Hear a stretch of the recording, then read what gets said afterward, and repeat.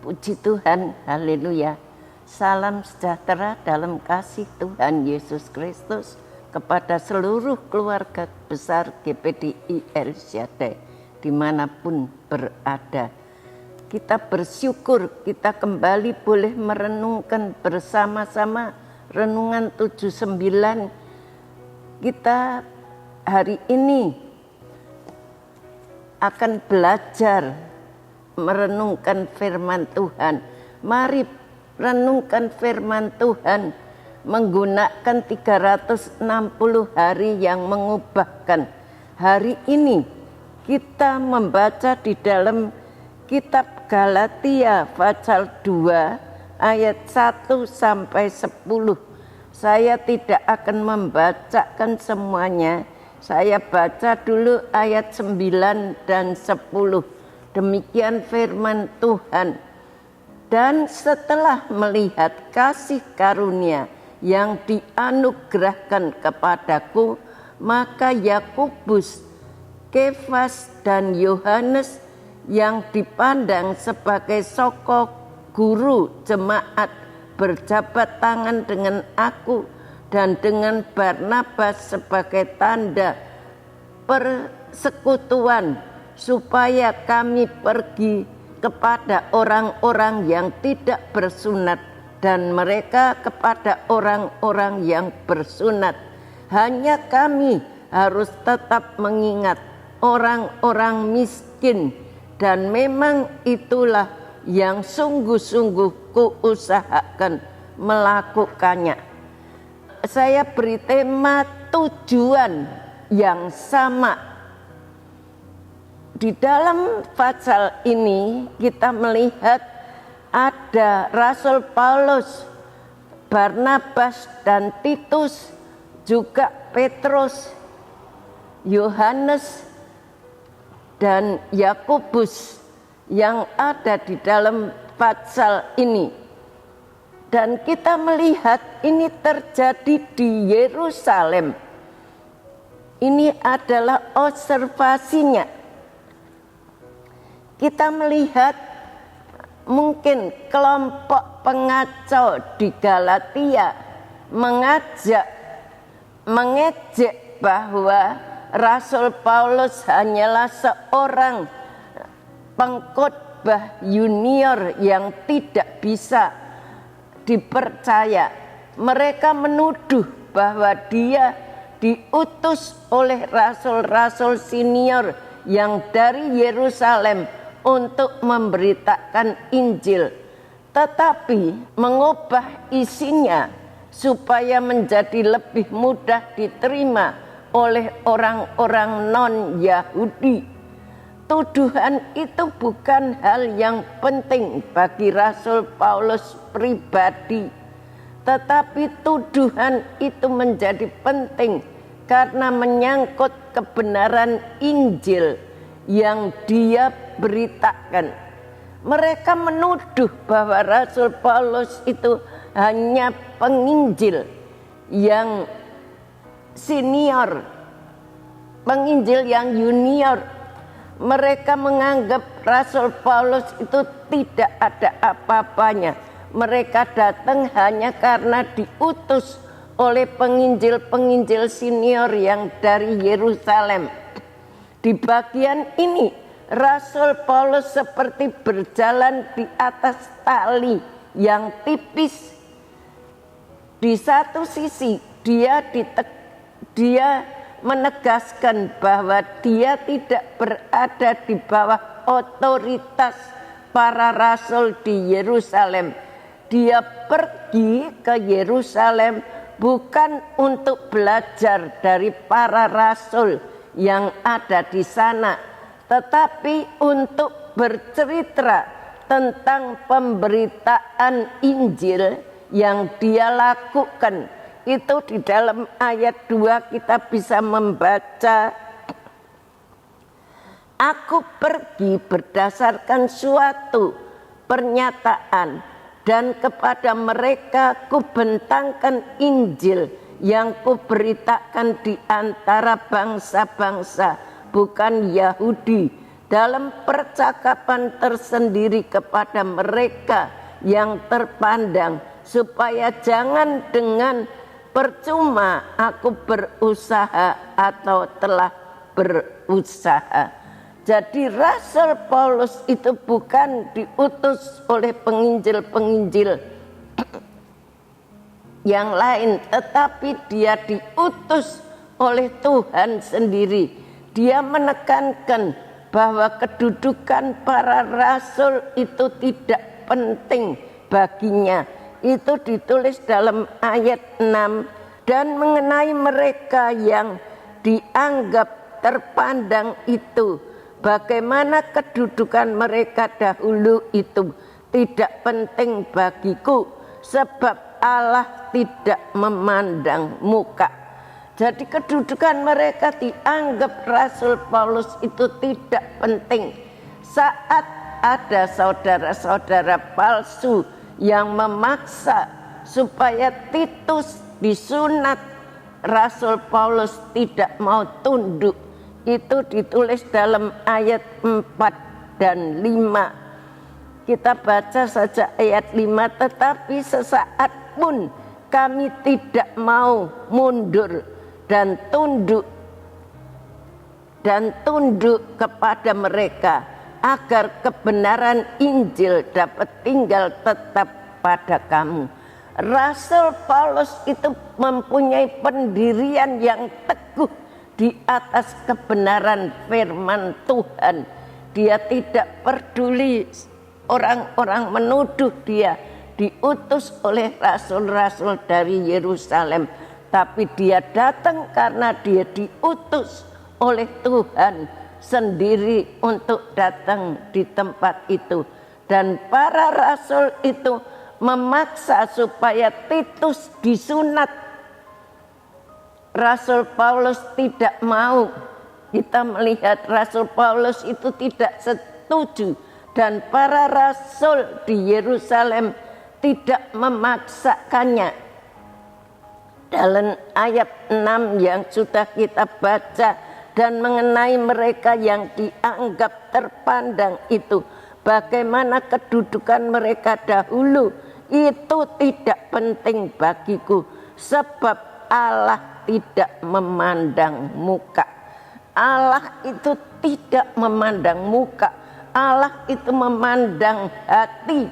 Dan kita melihat pesan yang penting yang Rasul Paulus sampaikan di bagian ini adalah bahwa dia sejajar dengan rasul di Yerusalem. Di sisi lain, Rasul Paulus ingin menegaskan bahwa tidak ada perpecahan antara dirinya dengan para rasul yang ada di Yerusalem. Dia mendatangi mereka berdasarkan suatu pernyataan dari Tuhan. Jadi Rasul Paulus itu diutus oleh Tuhan datang di tempat itu, bukan diutus oleh rasul-rasul yang ada di Yerusalem. Kita melihat dia memandang mereka berdasarkan suatu pernyataan. Artinya Tuhan menuntun dia untuk melakukan itu. Para rasul di Yerusalem itu mengakui kasih karunia yang dianugerahkan Tuhan kepada Rasul Paulus. Dia jabat tangan dengan mereka sebagai tanda persekutuan dalam pemberitaan Injil di wilayah yang berbeda. Itu tadi dalam ayat 9 yang sudah kita baca. Nah, kita melihat selanjutnya penegasan Rasul Paulus di atas itu penting kepada Injil, dan panggilan pemberitaannya berasal dari Tuhan yang sama. Kita harus setia menjaga kemurnian pemberitaan Injil. tidak ada kompromi untuk hal itu. Tetapi kita harus bersatu, kita harus berdiri atas janji daripada firman Tuhan. Kita tetap melayani di atas janji daripada firman Tuhan, seperti apa yang sudah dilakukan oleh Rasul Paulus. Untuk hal itu kita tidak bisa bekerja sama dengan orang yang memberitakan Injil yang berbeda. Jadi orang yang memberitakan Injil yang sama berdasarkan firman Tuhan, kita bisa bekerja sama. Tapi kalau tidak, kita tidak bisa bekerja sama. Ini pendirian daripada Rasul Paulus yang begitu kokoh. Tidak mudah melihat dan mengakui adanya kasih karunia yang dianugerahkan Tuhan di dalam diri orang lain yang bekerja dengan cara yang berbeda dengan kita. Akan tetapi kalau Tuhan memanggil dan menganugerahkan kasih karunia kepada orang lain untuk memberitakan Injil, mengapa kita perlu bersaing? Kita tidak perlu bersaing. Kita sama-sama, kita melayani Tuhan bagi seluruh jemaat, bagi seluruh hamba-hamba Tuhan. Apa yang Tuhan anugerahkan kepada kita, kita bekerja sama untuk kemuliaan nama Tuhan, bukan untuk kemuliaan diri sendiri, tapi apa yang kita lakukan itu untuk kemuliaan nama Tuhan. Inilah yang menjadi aplikasinya. Kita melayani, kita melakukan sesuatu bukan untuk manusia, bukan untuk ibu gembala, bukan untuk majelis, bukan untuk siapapun, tapi yang kita lakukan Tuhan melihat apa yang ada di dalam hati kita. Tuhan melihat ketulusan kita. Biarlah kita melakukan itu dengan setulus hati, seperti yang dilakukan Rasul Paulus. Walaupun dia ditentang, dia dianggap bahwa dia adalah penginjil yang junior, tetapi dia tidak peduli. Yang penting dia melayani, dia dipanggil oleh Tuhan. Inilah yang menjadi pedoman daripada Rasul Paulus, menjadi kekuatan kita semuanya untuk melayani, baik di bidang sekolah minggu, penyambut jemaat, pemain musik dan lain-lain. Semua itu sama. Kita melakukan itu bukan untuk dipuji manusia, tapi kita melakukan semua itu untuk hormat dan kemuliaan nama Tuhan. Sekian, terima kasih telah mengikuti renungan 79. Kiranya dapat menjadi berkat kita semua. Bapak, Ibu, Saudara yang ingin didoakan untuk pokok doa tertentu, menceritakan kesaksian dan mujizat kesembuhan, pemulihan, masalah keluarga dan lain-lainnya, dapat disalurkan melalui chat WhatsApp di nomor 08 1327420088. Mari kita sama-sama berdoa. Bapa yang ada di dalam surga, terima kasih buat kebenaran firman-Mu yang mengajar kepada kami. Biarlah Tuhan kami bersatu hati, kami satu dengan yang lain, saling bekerja, saling menghargai, saling menghormati. Apapun yang Kau karuniakan kepada kami, Tuhan, biarlah kami boleh melakukan itu semuanya dengan baik, karena tujuan kami sama, yaitu untuk memuliakan nama Tuhan. Tolong berikan kepada kami kekuatan, ketulusan dalam melayani pekerjaan-Mu yang suci di bidang apapun juga. Terima kasih, memberkati Ibu Gembala kami dimanapun berada. Berikan kekuatan lahir dan batin, kesehatan, hikmat yang bertambah-tambah, urapan yang baru.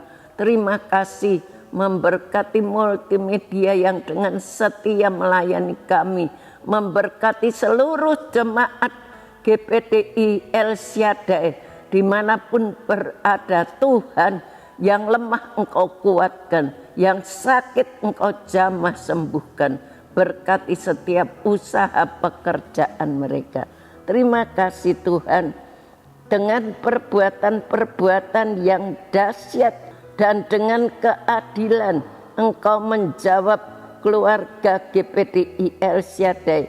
Ya Allah yang menyelamatkan, Engkau yang menjadi kepercayaan segala ujung bumi dan pulau-pulau yang jauh-jauh. Terima kasih Tuhan.